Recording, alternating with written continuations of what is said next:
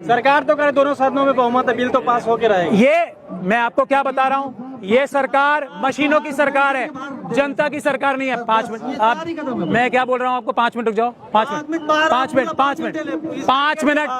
Minute हाँ, नेतागिरी की आप कर रहे हो। नेतागिरी आपको अमित शाह ने बोला ना करने के लिए, आप जाओ। फिर आप गलत बात, गलत। You behave yourself.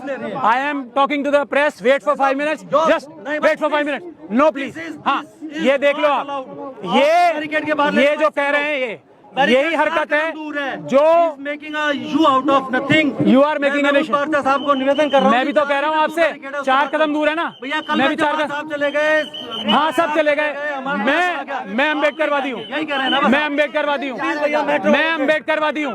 आप 4 मिनट, ये देखो, यही है, ये सच्चाई है। कोई नहीं, कोई बात। अब आपको सच्चाई समझ में आ गई।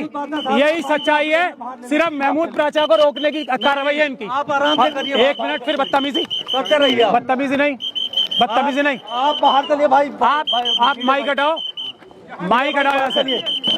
यही आपको करना है ना, यही अमित शाह जी ने बोला है, यही अमित शाह जी ने बोला है, यही बोला है ना, यही अमित शाह जी ने बोला है, यही अमित शाह ने यही बोला है ना। नहीं चलो ये उनको डरा सकते हो तो मुझे नहीं। अपनी लिमिट में रहो, कानून की लिमिट में रहो, अपनी लिमिट में रहो, लिमिट में लिमिट में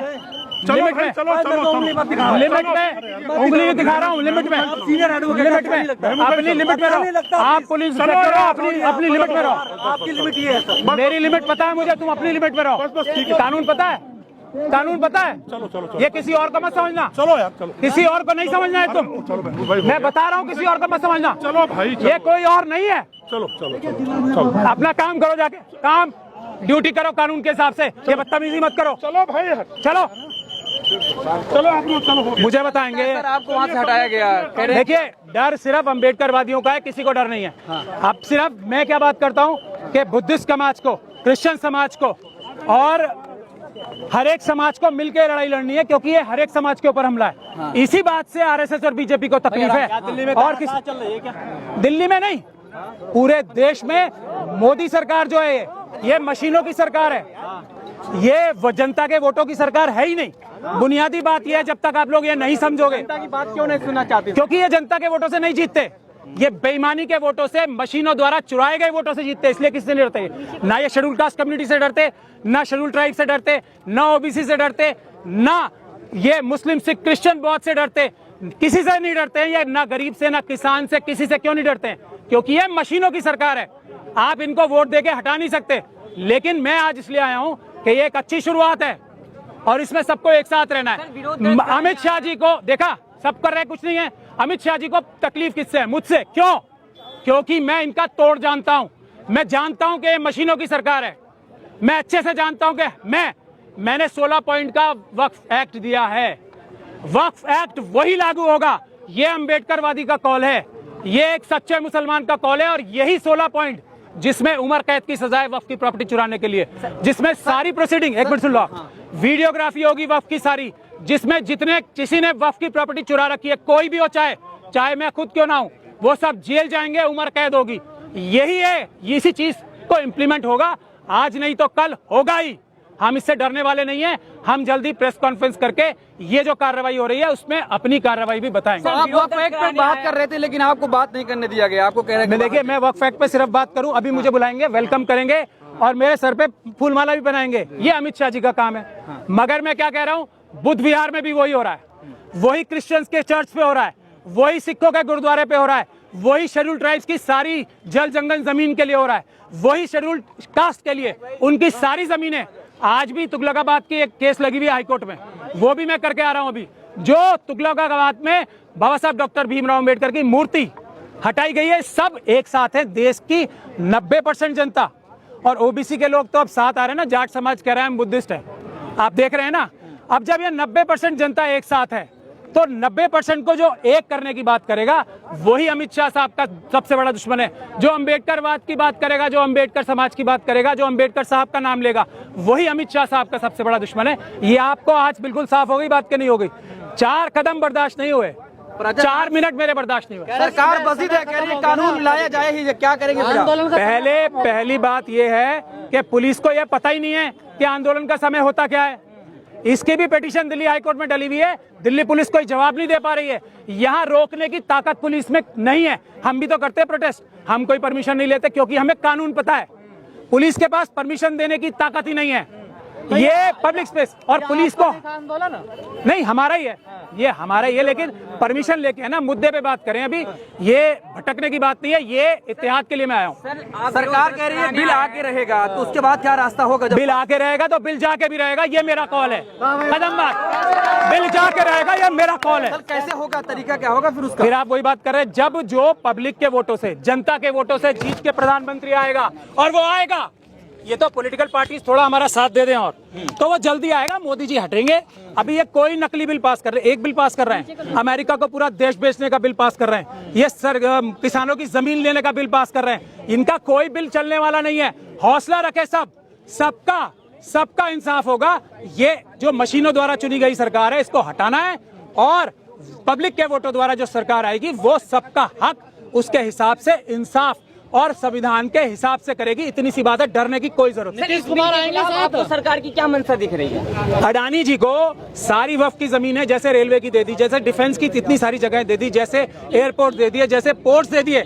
अडानी साहब को, अंबानी साहब को, यूसुफ लुलू जैसे बेईमान जो अपने आप को उद्योगपति कहते हैं, उनको जमीनें देने का काम है और कोई काम नहीं। ये किसी आम जनता के काम नहीं आने वाली है वक्फ की प्रॉपर्टी। चलिए यहाँ से लूट के मुस्लिम जगह जो जगह है, जो अल्लाह की जगह है, वो लूट के किसी गरीब को दे देंगे।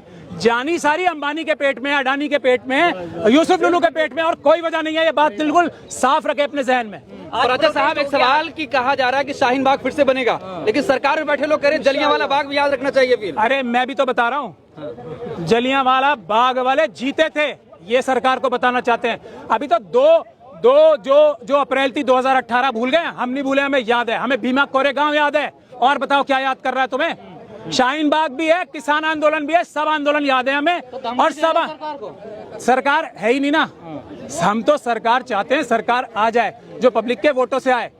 जैसे ही हम ये मशीनों की लड़ाई जीतेंगे, पेपर बैलेट वापस आएगा, ये सरकार को जेल में मिलेंगे ये सारे मंत्री आपको जो आज चोरी कर रहे हैं ना, अडानी जी और अंबानी जी के कहने पे, यूसुफ लुलू के कहने पे, ये सब जेलों में मिलेंगे। ये मेरा कॉल है, अम्बेडकरवादी का एक पक्का, जो ईमान वाला मुसलमान है और अम्बेडकरवादी है, ये उसका कॉल है, सब जेलों में मिलेंगे। और यूसुफ लुलू में पैसे लगा दिए इन्होंने, डीडे ये मैं कह रहा हूँ, आपका किडनी भी बेच देंगे ये। आप आने दो वक्त, आने दो ना वक्त, ये लूट के आपकी किडनी भी दे देंगे सभी। औरंगजेब की खबर हटाने की बात हो रही है सर।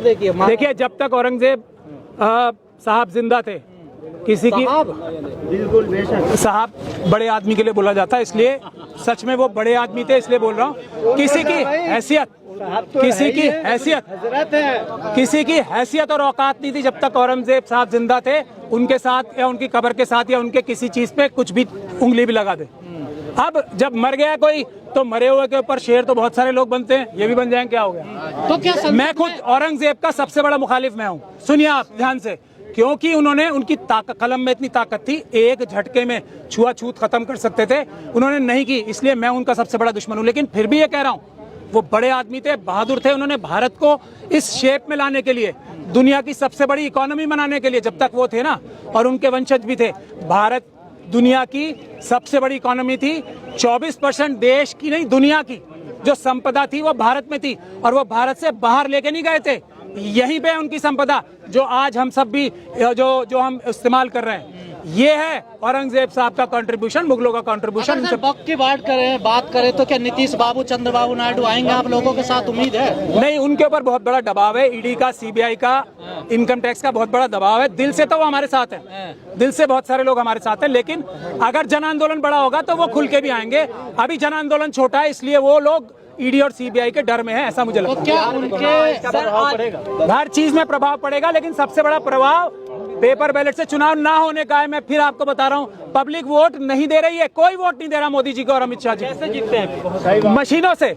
चुनाव में वोट चुराने की मशीनों से चुनाव जीतते हैं। सर, आप लोगों का अगला प्लान क्या होगा? आज प्रोटेस्ट हो गए। नहीं, आज तो मैं मुबारकबाद देने आया हूँ जिन लोगों की मैं थोड़ी तनकीद करता था, जिनके ऊपर, अगर कोई अच्छा काम किया है तो मैं इसलिए आया हूँ यहाँ। और अभी मुझे कड़कड़डूमा भाग के फिर जाना है, मैं फिर भी आया हूँ टाइम निकाल के। ये एक सॉलिडेरिटी, इत्तेहाद की मिसाल है, मेरी किसी से जाति लड़ाई है ही नहीं। कोई अच्छा काम करेगा मैं उसकी तारीफ करूंगा, कोई बुरा करेगा मैं बुराई करूंगा, सीधी सीधी तो बात। आप भी चाहते पारदर्शिता आए? बिल्कुल मैं चाहता हूँ पारदर्शिता आए, बिल्कुल आए, लेकिन ये वही पारदर्शिता तो कर रही है मोदी सरकार। ये झूठ बोल रहे हैं ना। सबसे बड़ी देखिए मोदी जी का मैं क्या बोलता हूँ, एक ही वादा है, वो कभी सच नहीं बोलेंगे, वो हमेशा झूठ बोलेंगे, एक ही वादा है उनका।